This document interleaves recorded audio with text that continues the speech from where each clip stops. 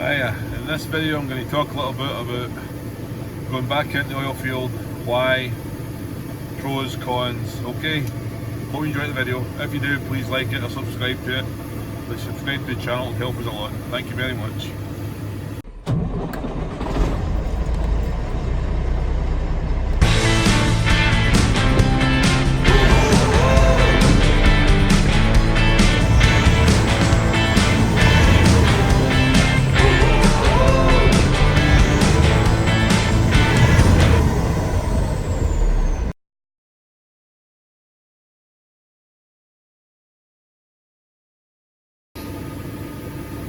Alright then, here we go.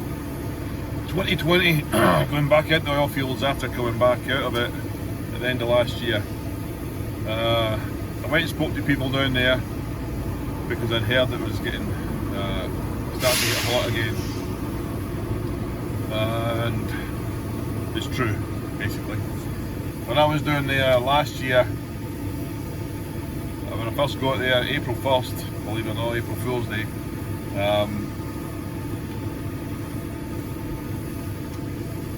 to be honest, you could work pretty good and do about, I would say, if you had the work, you could do 10 grand a week. They take 20% off you, you're down to 8.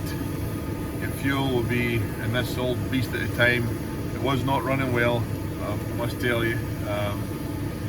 The engine wasn't set up correctly, not getting good fuel mileage. Some days it would get 4 miles to the gallon. So if you break it all down, the fuel for me was about 27-28% of your gross, so 2,700, and I paid myself 25% of whatever the truck made, just like all the other drivers would get paid. So there was still plenty of money left over. Then they cut the rates, and I think, to be honest with you, a couple of things happened at the end of the year. There was a rumour going around that they were going to cut the rates again, and so people went home for Christmas with the intention of, you know what, this is no good, no coming back. And along with that, on December, they brought out that Texas was kind of standing on its own with the electronic logs, and you could run 150 mile radius, no logbooks. Sorry, yeah, didn't have to have a logbook actually for that. But even if you were running a logbook, as long as you were staying within the state, it was different rules, then it was just logbooks. So on December the 17th, I think it was, don't quote me on that, sometime during December, they brought it out that you had to have ELDs. And the ELDs, coupled with the rate cuts and all that rumour, and it was a bit slow up at the end of the year, I think people just didn't come back. And less trucks, more demand, as it always is in trucking. So now going back in, yeah, the rates are not as good as they were when I went there this time last year. But the deal that I have with the carrier is a 15% that they get from us. So straight away, if you do 10, which I'm not saying you can do, but I'm just saying that if you base it on 10 for easy calculations because of the percentage thing, the newer trucks I had, and even this one, once it was rebuilt, the fuel consumption is so much better. They were doing maybe 20 to 22% of your gross earnings was going in fuel. And so out of 10 grand, you're 500 better off. Fuel right now, we get discount in ours, so we're paying probably $2.60 something a gallon for fuel, as opposed to $3.20, $3.15 last year. So that, coupled with the 15% instead of the 20%, and the fact that there's a shortage of trucks, and the guy basically said to me, well, thank goodness for that, you can just sleep when you want, because otherwise you'll be running because they've got that much work. We will see. So I get an excitement to run and throw everything at it. But Wes will be there next week. I'll run Paul up to Idaho, down to Florida and back to Texas, and if it's good, he'll be starting then. The good thing about the downside about the oil field is lease roads, and just the dust, but it can be done, and it can be tolerable and enjoyable even. But the lease roads, yeah, they're a bit bumpy. If you take your time though, and don't spin out, and you know, on those jagged rocks, you know, you'll slice tires off if you get high centered in one of your axles is spinning, you know, and you take a chunk of tread out of a tire, really easy. So the lease roads are the downside. The repetition for me can be a downside because I kind of like the fact that I'm sitting up here in Friona, Texas tonight, and I'm going to get loaded and go to Nashville. Oh yeah, Jacksonville, Florida. And then, depending on what I want to do, I can pick and choose where I grab a load to. The upside, so that's another downside. And if it's a little bit slow, that's a downside, because I can always find work here and over the road. Always work there. Might not be the best paying work, but there's work. So we'll take a look at it. Might take a flatbed or two trailers down there just in case, for all the cost. Just in case, we'll get some pipe stakes fitted to them, so if it goes quiet and there's wells down or whatever. But the company that we're going to have got more than one iron in the fire, if you like. Soundbox are quiet, doesn't necessarily mean that they're quiet. So hopefully we're busy. The upside is you're always in the money. There's none of this running to Florida, $3 a mile, and then you run 600 or 700 mile out, and then you grab a cheaper load to get somewhere. You're always in the money. You're never far from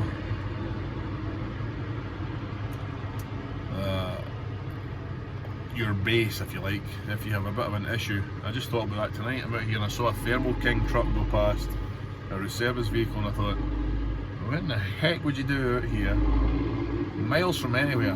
The closest town, I think, proper town, probably Amarillo, 75 miles away, and that's the closest I've been to a town all day. Some areas with no cell phone service, so there's that downside. But other than that, the rates are decent enough, and the fuel's cheap enough. The deal that we have with the carrier is really good, and we're going to give it a go.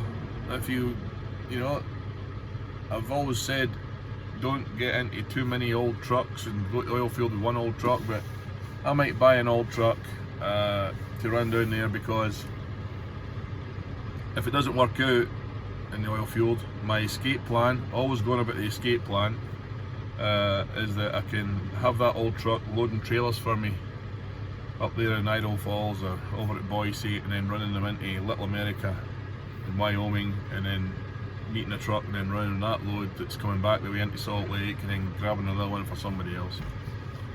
I wouldn't want to send, you know, I'm not talking about an ancient thing, but something that's good enough to do that. So I might get one of those and pay cash for it, and I've got two trucks with finance on them and one without, so I'd like to kind of even that up a bit. The more that you got paid off, the better. And the other deal with this company is that they don't charge you for trailer, so I can dispose of these reefers, and you know, I think you should average at least 6,500 a week on a refrigerated truck, you know. Out of that, you've got your reefer fuel, you've got your trailer, and I don't have the 15% to pay, so I'm quite excited about the oil field. And the massive big plus is 64 degrees today in January, sun's out.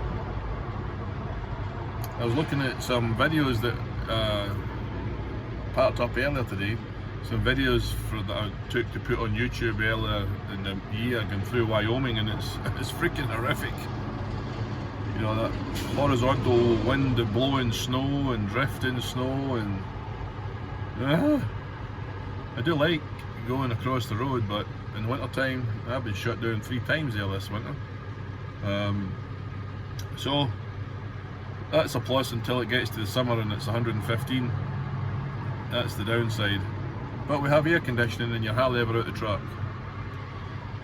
So I'm really looking forward to it. It appears that there's a boom in the oil field trucking, hauling sand down there.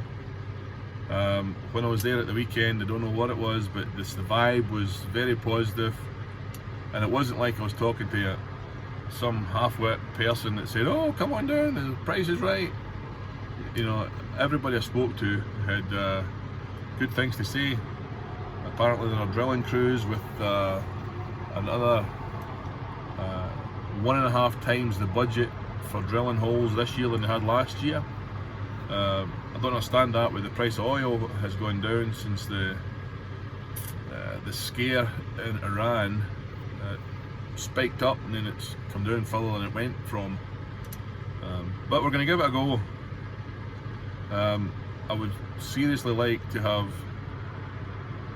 at the risk of having our Libby phoning me up and having a go at me because I've got other things that I need to be spending money on instead of trucks, I'd really like to have 5. 2 over the road and at least 3 down there in Texas. I'd like to have the ones down there be cash trucks, you know, paid. So that's where we're going. I think it's the place to be for the next move for us. I really do. That's about just try to go with my gut, and based on information received, and I deliberately took that last load to run through Texas so that I could get there, feel it, ask questions, do a bit of recon work. Yeah, you'll get held up at places getting unloaded and reloaded, but guess what, I do that here. You know, I run out here like this load here, called the broker. I said I might get there Thursday, but book me for Friday, but if I'm going to get there earlier I'll try it.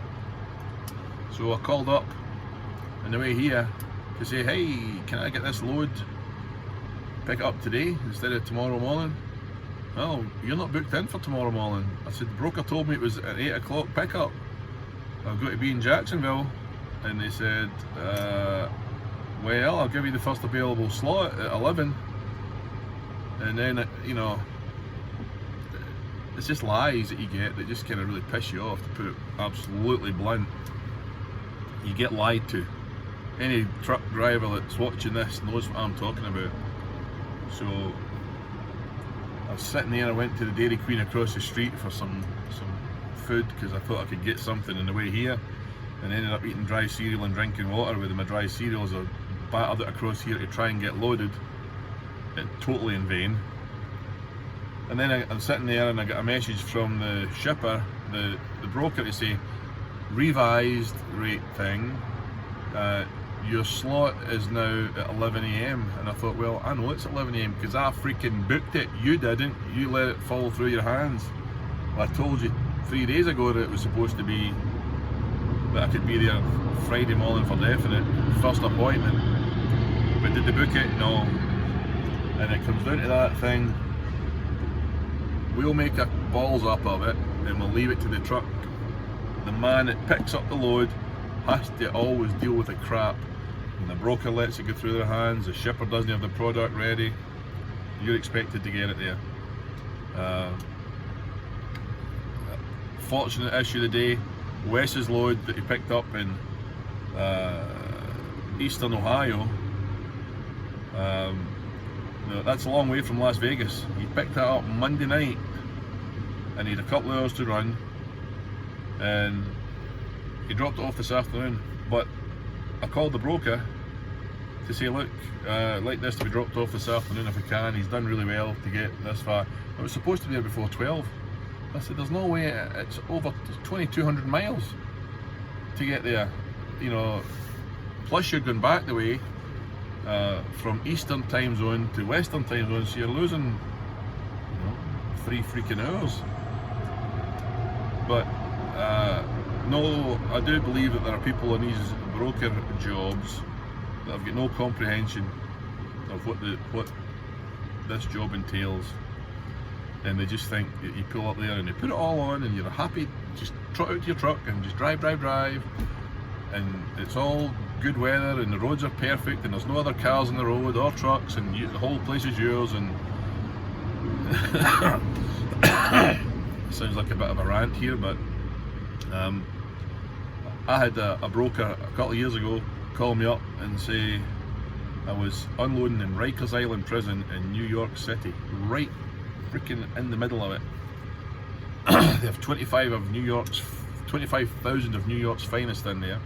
They take your driver license off you when you go over the 4-lane bridge into the island prison, and you better look like your license when you come back out there, because they look at you and after, I mean, they check the truck thoroughly in the bunk and everything, but then they give you a license back at the other side.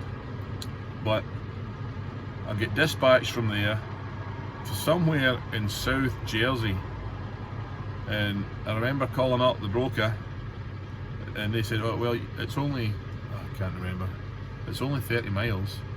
Yeah. From New York City out and over the bridges to the New Jersey Turnpike and go all the way down into South Jersey. It doesn't look that far in the map, you know, so but there's a frustration with that for me. I do find that difficult. Most times I can deal with it, but other times my well-known patience gets tested to the limit.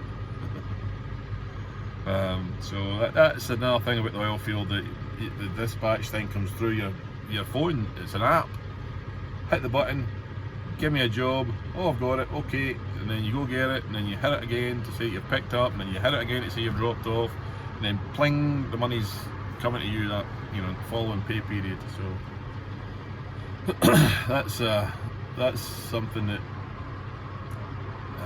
it'll be nice to have 2 or 3 trucks down there that I don't need to worry about that.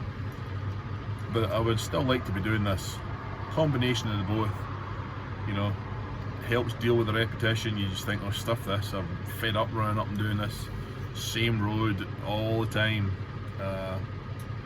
You know, and if we keep a trailer or 2 down there, it'll be ideal to just, for the guys when they want to go home, instead of them paying for a flight to go home.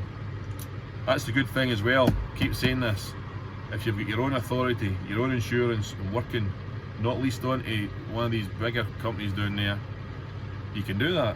Oh, it's quiet next week, we're going to go, we'll be back after that. Is that okay? Yeah. Drivers are going home for their break. Instead of, Midland is a rip-off airport. You know, it's a small airport and it's hard to get a flight out of there for less than $400 or $500. You know, you can drive down to Austin and fly to Scotland for less than you can fly up to Salt Lake or Idaho Falls.